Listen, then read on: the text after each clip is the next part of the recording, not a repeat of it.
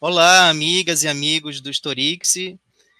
Nós estamos aqui para apresentar a vocês o livro Almanaque de Espaços Não Formais de Ensino da região metropolitana de Belém. Obrigado porque vocês estão assistindo esse vídeo. Eu sou o professor Wesley Kettle, falo aqui da cidade de Ananindeua, no Pará, e está comigo uma das organizadoras do livro, a professora Maria Gabriela. Olá, professora. Olá, tudo bem? É um prazer estar aqui apresentando o livro, o Almanac, para vocês. Tenho certeza que é um produto que vai ser muito bem-vindo, tanto pelos professores, tanto quanto para o público em geral. É um almanac de divulgação científica. E nós também, daqui a pouco, vamos conversar com alguns dos autores e autoras dos capítulos desse almanaque. E eu começo falando para vocês da ideia, né, desse almanaque, que surgiu a partir de uma disciplina no curso de História, que discute como os professores e professoras de História podem realizar atividades, né, nos espaços que a gente chama de não formais. Então, museus, praças, né, esses espaços fora da sala de aula. E aí, então, a turma se reuniu em grupos, escolheu um lugar da zona metropolitana de Belém, né, para propor uma atividade que cumprisse um conteúdo do currículo da escola básica de ensino de história. Então, os alunos e as alunas fizeram essa discussão entre si, e cada um então apresentou a proposta, visitaram o lugar. Eles vão falar um pouco mais sobre isso para vocês.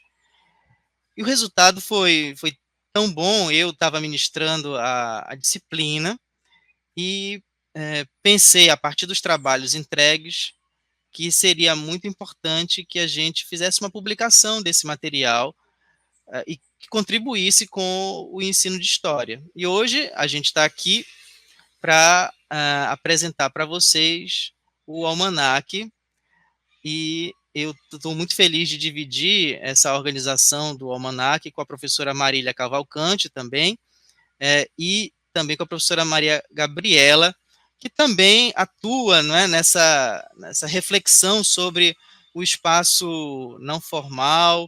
Então, professora, suas considerações sobre a organização do Almanac. Bom, gente, é bom frisar como tem sido desafiante para o professor estar em sala de aula, né? Cada vez mais com os recursos tecnológicos, o aluno não encontra sentido em estar ali naquele espaço, não entende o porquê. E esse almanac reforça a importância de espaços não formais de ensino, né? Porque a gente também tem os informais, a educação que seria a família e tudo mais. Os espaços não formais são esses no almanac, que vão desde praças, museus, parques. E eu acho que a primeira ideia, o primeiro objetivo da educação não formal, eu penso que é resgatar, é despertar o interesse do aluno, né? Porque ele se comporta completamente diferente. Eu tenho a experiência de ter levado turmas a espaços não formais e também trabalhar recebendo essas turmas e no Museu de Astronomia, e receber comentários de professores de como o comportamento do aluno muda absolutamente, como o interesse dele é despertado por não estar em sala de aula. E esse almanac, os textos ficaram excelentes e ele traz uma divulgação de espaços que eu penso que os professores às vezes pensam em trabalhar nesses espaços e não sabem exatamente como. O almanac vai dar essa direção, né? E explora muitos espaços também que não são óbvios. né? Porque às vezes quando a gente pensa em educação não formal, só museu, só que não. Ele fala de vários tipos de espaços, e é muito proveitoso você colocar o aluno ali em loco, dar uma materialidade ao que o professor diz em sala de aula, né? E eu penso que o que a gente puder incentivar da educação não formal é importante. Esse almanac, embora escrito por alunos, ele não é menor. Por isso, os textos estão muito bons, como eu já disse, estou sendo redundante. A exploração de espaços, também o como fazer. E penso que falei aqui primeiro para professores, mas eu acho que todas as pessoas deveriam ver esse almanac, porque também é uma espécie de, entre muitas aspas, tá, gente? Eu não estou falando com o objetivo de rebaixar guias, mas para uma pessoa que não é da cidade, pensar que pode visitar todos esses espaços, eu penso que é um achado você chegar numa cidade e ter um almanaque falando sobre esses espaços que não são necessariamente os óbvios, para que você possa visitar e explorar e a importância histórica deles. Portanto, para finalizar aqui, acho que para a sala de aula você visitar com os alunos, utilizá-los para fazer avaliações menos maçantes, né? Você pedir relatórios, enfim, o almanac traz isso e foi muito bom ler esses textos e penso que para os autores também é, é muito estimulante você fazer um trabalho numa disciplina que vai virar um livro, né? Não é só aquela avaliação que você entrega para o professor. Eu acho que o cuidado de pesquisa, de escrita para esses alunos, com certeza, amadureceu muito, cada um academicamente, profissionalmente, né? Eles tiveram que pensar em estratégias, pesquisar esses espaços. Eu sou suspeita, mas é muito bom, gente. Eu concordo, essa observação sobre a questão do turismo é bem interessante, né? Também, só lembrando que a professora Maria Gabriela atua no Museu de Astronomia do Rio de Janeiro, né? Nós temos o prefácio escrito pela professora Moema Alves, que também atua num museu no Rio de Janeiro, o MAN, e vocês vão ter oportunidade de acessar o almanac pela biblioteca virtual de ensino de história da Faculdade de História da UFPA. A gente vai deixar o link aqui para vocês na descrição do vídeo para terem acesso gratuito a esse almanac.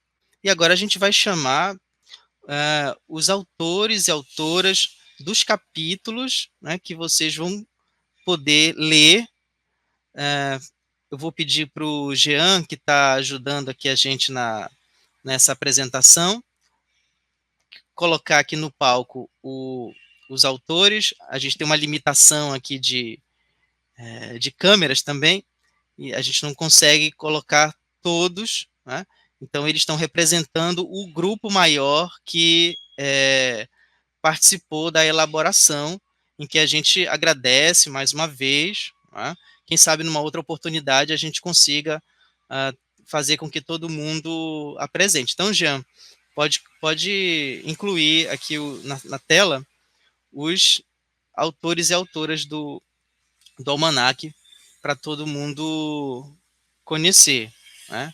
A gente vai divulgar isso nas nossas redes sociais, do Storix também, então quem não segue a gente ainda é @storix.ufpa, lá a gente vai divulgar mais os trabalhos, então eu vou pedir para vocês abrir a câmera.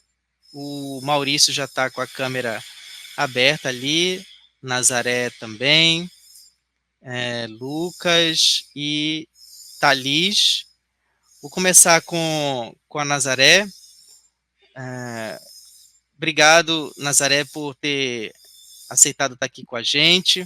Parabéns, né, pelo trabalho também. Eu queria que você contasse para nós um pouco sobre o espaço não formal que você escolheu e o seu grupo que você está representando aqui também, não é? Como foi essa experiência? Bom dia, colegas, bom dia, professora Gabriela. A nossa equipe sou eu, Nazaré Lobo, Shirlene Coelho, Alaci Lima e Marta Brito. Nós somos autores do espaço não formal Basílica Santuário de Nazaré. Então, nós escolhemos esse espaço por ser um espaço de memória, patrimônio, né? E estabelece várias temáticas e várias dinâmicas em todas as séries de ensino, de forma interdisciplinar, né? A gente traz aqui, por exemplo, a própria história, por ser esse espaço de memória e patrimônio, a disciplina de geografia, para entendermos ali o espaço, as transformações urbanísticas do espaço, todo o seu entorno, trazendo também aqui a disciplina de arte, por ser um espaço que contém muitas obras de arte, no seu entorno tem museu de arte, e também a própria disciplina de religião, para entender essa devoção católica, né, a Nossa Senhora de Nazaré, e também, por que não, a própria matemática, né, podemos estudar também matemática nesse espaço, por ser um espaço que contém várias formas geométricas na sua estrutura, os seus vitrais ali possuem várias formas geométricas, e nós escolhemos esse espaço por ser esse espaço que estabelece essas dinâmicas e várias temáticas de forma interdisciplinar no ensino.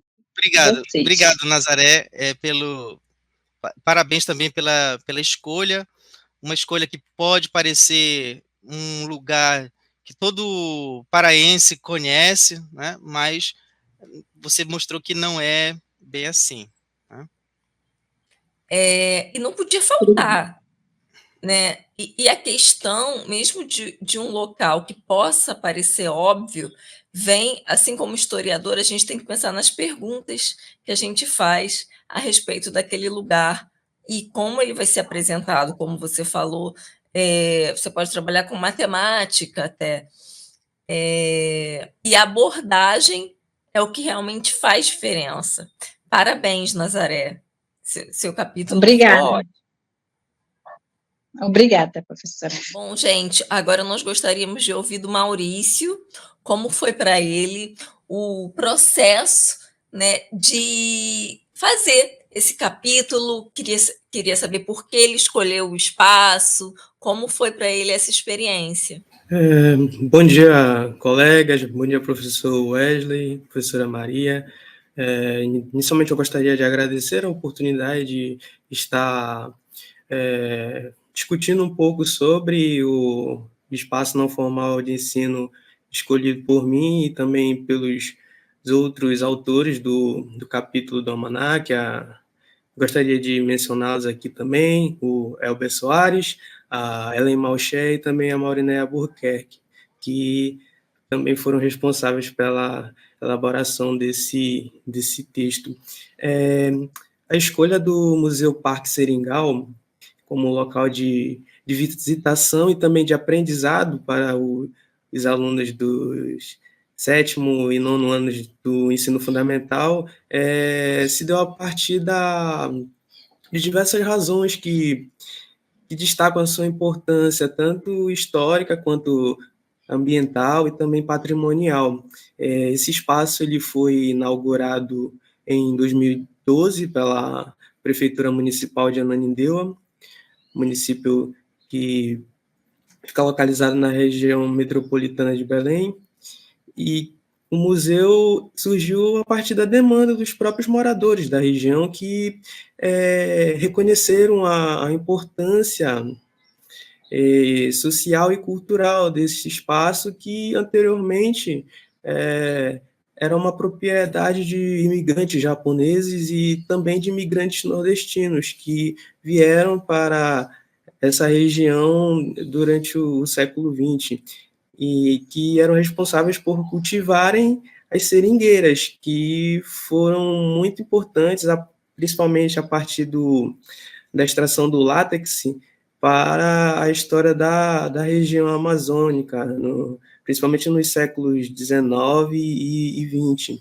E esse espaço ele foi ressignificado pela gestão pública municipal para se tornar uma unidade de conservação ambiental e patrimonial, preservando a memória do trabalho da extração da borracha na Amazônia. Então, a gente percebe também, não é, professora Gabriela, a diversidade dos capítulos, né, a diversidade desses espaços. A gente saiu de uma igreja, foi para um espaço ao ar livre. A gente tem essa característica do almanac também, né? É o que a gente chama de, às vezes, ecomuseu, né? E você vê como foi abrangente, né? Como eu posso falar, de trabalhar com a história e natureza, e uma história muito recente, a outra remete a outro período histórico, ou outros capítulos. É muito importante falar dessa imigração, né? Dessas pessoas que foram para o Pará. Sim. Eu estou no Rio, gente. Por não só falar de coisas, e também de pessoas, né? Que às vezes os museus, os lugares se atentam muito a coisas, a objetos, e o Maurício trazer à tona também essa questão dos imigrantes foi fundamental. Outro ponto também é pensar como é que esse trabalho coloca, né, as crianças, o público, em contato com a natureza, e, né, isso é muito importante. A gente vai ouvir agora a Thalis, que quando escreveu o capítulo ainda estava na graduação, agora já graduada, professora de história, já atuando na sala de aula. Queria que você falasse um pouco, Thalis, sobre a experiência de escrever o capítulo, e se você puder também falar já como professora, né, como é que essa atividade não formal, e a escrita desse capítulo é importante para o ensino de história. Bem-vinda. Olá a todos, é um prazer estar aqui. Novamente falando sobre temas relacionados à graduação. Muito legal estar aqui. Com relação ao tema escolhido pela minha equipe, que foi formada por mim, Thalis Franca, pela Camila Manoeli, Júlia Brenda e Maria Vitória. A gente escolheu o espaço, o complexo do Ver-o-Peso. A gente escolheu o complexo no sentido de não só o mercado, como também tudo que rodeia esse complexo, como as praças, hoje em dia o Solar da Beira, a Pedra do Peixe, enfim, todo esse complexo, por entender a potencialidade dele como um espaço não formal para levar para a sala de aula. A gente escolheu no sentido de ir muito além do que se fala ao pensar no Ver-o-Peso. Pelo menos na concepção da nossa equipe, ao pensar em Belém, ao pensar na região metropolitana de Belém, o complexo do Ver-o-Peso é uma das primeiras coisas que se vem à mente ao pensar em Belém. E isso foi um dos pontos que fez a gente escolher esse espaço. E a gente quis trazer, para além do aspecto da Belle Époque, que é um dos pontos mais abordados quando se pensa no Ver-o-Peso, trazer também pontos que não são tão elencados, como a relação das herveiras nesse espaço. Como eu falei, há um potencial de diversos temas nesse espaço, e a gente escolheu 2 pontos. Trazer essa questão da Belle Époque, mas não só trazendo no sentido de urbanístico, desse período que houve essas diversas transformações advindas de influência europeia, mas trazer, para além disso, um contraponto. Até que ponto essa urbanização, essa modernização foi boa? Para quem ela foi boa? No sentido de problematizar esse aspecto e trazer também outro ponto, para além dessa arquitetura que é tão falada desse período, que é a questão do conhecimento popular. E a gente escolheu, através disso, as herveiras, mostrar a importância delas nesse espaço. E a gente trouxe como ponto de partida do que seria o assunto, né, abordado na educação básica, para falar das herveiras, a questão da Idade Moderna e do período da Inquisição, onde as bruxas eram perseguidas e queimadas. A gente quis trazer essa relação de como esse conhecimento popular muitas vezes é marginalizado. Muitas vezes o que esse conhecimento medicinal, que não como eu posso dizer, tradicional, é visto como não é visto como certo, como eu posso dizer, que não está nos ditames da ciência tradicional. E isso fez com que, em muitos casos, essas herveiras, através de seus conhecimentos dos seus olhos, garrafadas, fossem vistos como marginalizados mesmo. E a gente quis trazer no trabalho como, ao longo da história, isso foi mudando, como que, hoje em dia, essas herveiras são muito valorizadas, e como esses conhecimentos são levados até para fora do estado e até para fora do país, como elas levam esses conhecimentos como algo cultural, realmente algo importante, como isso foi mudando ao longo da história. E isso advém muito dos próprios resultados, de como as pessoas viram que realmente esses óleos, essas garrafadas, tinham realmente resultados, e como isso foi se valorizando ao longo do tempo. Então, a gente quis trazer essas duas potencialidades do Complexo Ver-o-Peso, apesar de ter várias, no sentido de poder levar crianças, adultos, das mais diversas faixas etárias, por ser um espaço importante, tanto no sentido histórico, com essa relação da Belle Époque e tudo mais, como no sentido de memória mesmo, porque, querendo ou não, Ver-o-Peso está inserido no cotidiano das pessoas, tanto que moram em Belém, quanto na região metropolitana. Então, esse espaço ele carrega memórias das pessoas das mais diversas faixas etárias, das mais diversas classes sociais. Então, é um espaço de realmente muito potencial para levar no sentido de ser um espaço de educação não formal. E com relação a como eu vejo hoje em dia, né, essa relação do espaço não formal, como levar isso para a sala de aula, eu moro no interior do Pará. Então, aqui, a minha visão sobre isso é mais relevante ainda, no sentido de como seria importante levar os alunos daqui, por exemplo, que não tem essa convivência diária com o Complexo Ver-o-Peso, com a região de Belém, para eles entenderem essa importância, como que seria ainda mais relevante para eles conviver com esse espaço, entender os diversos aspectos históricos de memória que tem esse espaço. Então, seria de extrema relevância para eles. Mas aí vem toda uma dificuldade maior ainda, que se já tem uma dificuldade na região de Belém, na região metropolitana, para se ter essa educação em espaços não formais, no interior é mais dificultoso ainda, nesse sentido. Mas estamos aí na luta, né? Parabéns, Thalis. Realmente, eu lembro das nossas discussões sobre as bruxas, né, e o Ver-o-Peso. Foi muito legal participar disso. E, Gabriela, não sei se a gente pode falar que é uma proposta da Thalis decolonial de história da ciência também, porque, Sim. né? Inevitável pensar nos saberes locais, e quando ela falou que não era considerado ciência, né, essa ciência que a gente conhece, ocidental, e que coloniza, né, e ela valorizar esses saberes das herveiras, sem dúvida nenhuma, caracteriza. Eu pensei isso quando eu li o seu capítulo como um trabalho de história da ciência. É extremamente importante, porque você relaciona patrimônio, e cada vez mais os saberes populares, os saberes locais ficam mais fortes nos estudos, quando a gente vai a congressos, a simpósios.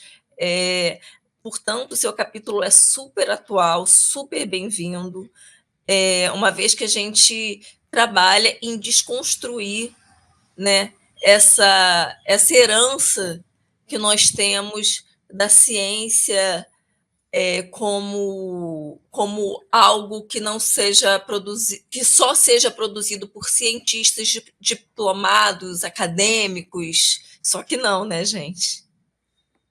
É verdade. Então, é uma aula inesquecível nesse lugar tão conhecido, sem dúvida. E agora a gente escuta o Lucas, que também participou junto com o seu grupo, ele vai falar quem foram os componentes, né? Obrigado por estar aqui também, Lucas. Fala um pouco sobre a experiência da escrita e a atividade que você propôs. Bom dia a todos. Eu sou o Lucas Santana, eu estou representando meu grupo aqui falando sobre o Parque da Residência, juntamente com a Bianca Caroline, o Márcio Santana e com a Vitória de Jesus. Bom, o Parque da Residência foi o local onde morou os antigos governadores de Belém, especificamente no século XX. Hoje ele é o local onde funciona a Secretaria de Cultura, a Secult. Entretanto, o Parque da Residência é onde possui uma grande historicidade, pois ele guarda o vagão de trem que fazia o percurso da Bragança, ele possui a antiga fonte de energia de Belém, que é o Teatro Gasômetro, ele possui um coreto, que também traz uma grande historicidade, ele tem uma imagem do Rui Barata, um grande poeta que fez parte da nossa região. Enfim, o Parque da Residência a gente pensou como um local de memória que guarda vasta possibilidade de dialogar com o aluno, saindo daquela educação que Paulo Freire chama de educação bancária, para algo que seja mais próximo dele. E, a partir disso, pensamos em fazer uma busca histórica ali, onde o aluno possa ser aquele que seja aguçado cognitivamente para que ele possa estar ali como alguém ativo na aula e ativo também na própria historicidade.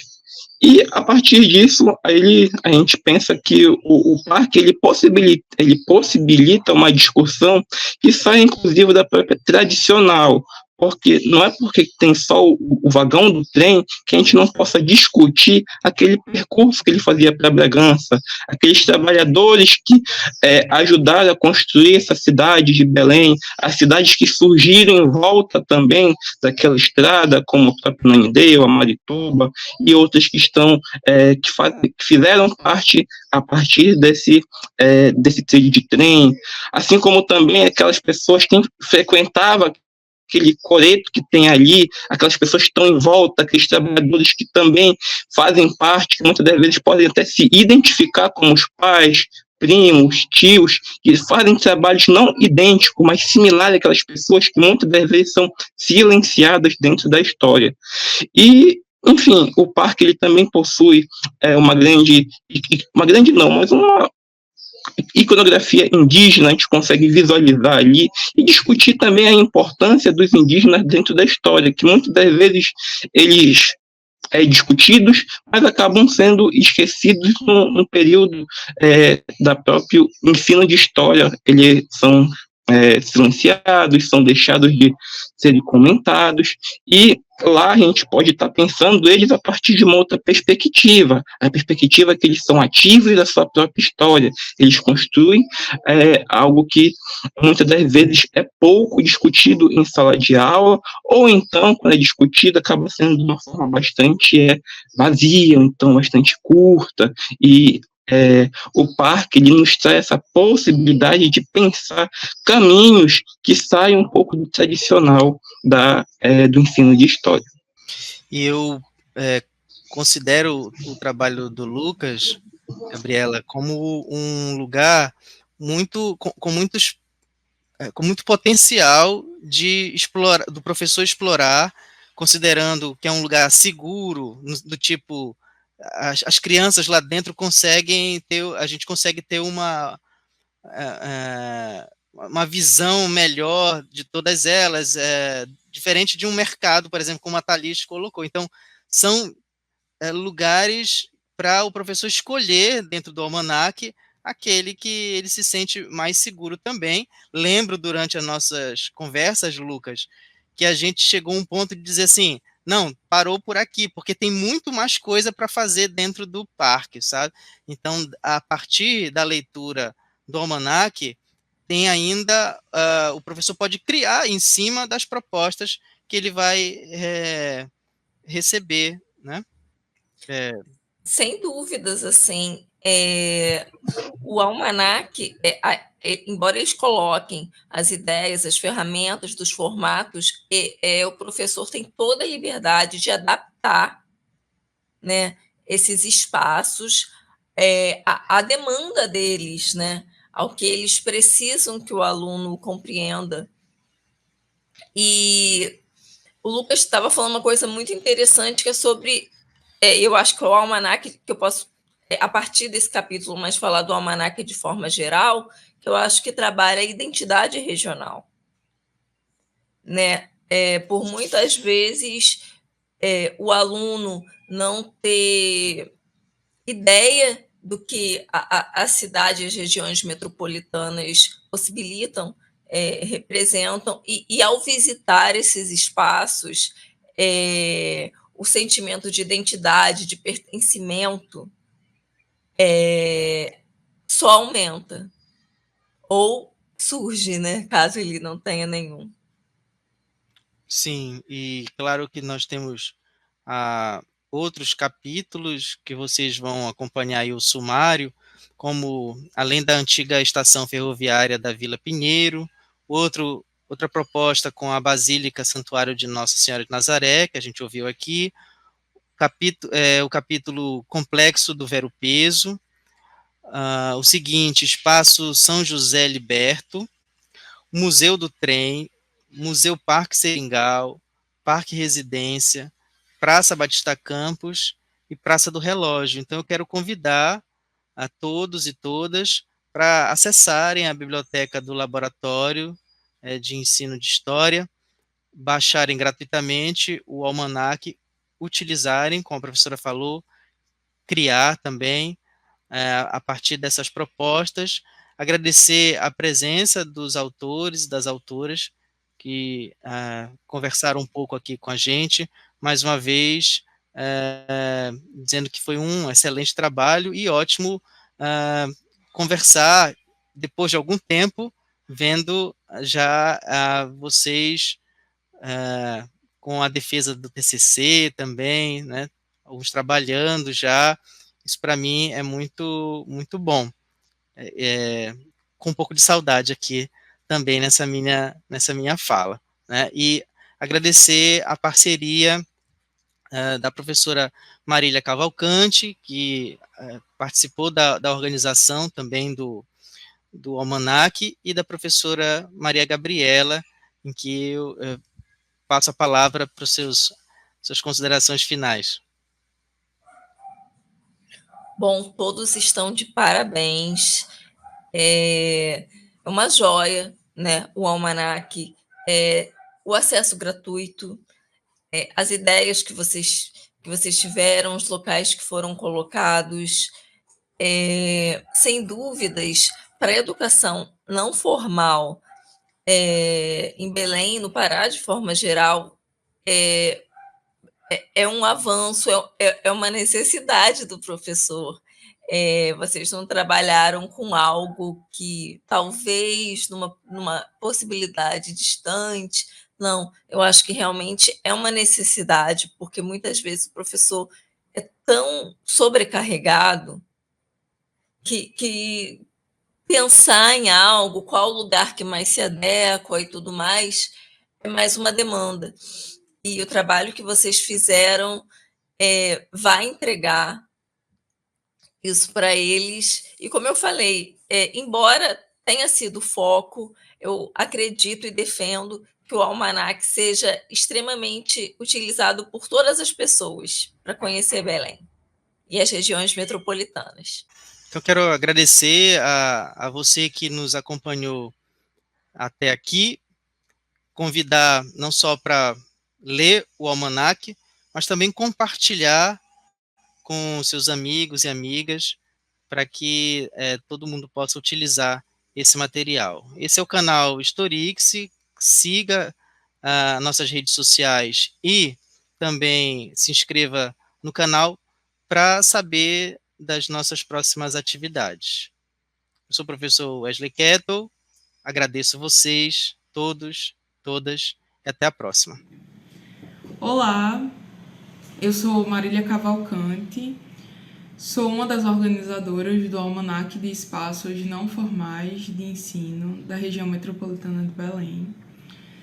Esse é um livro muito interessante para o uso de professores e professoras da região, como também é muito interessante para quem chega como turista na região metropolitana de Belém.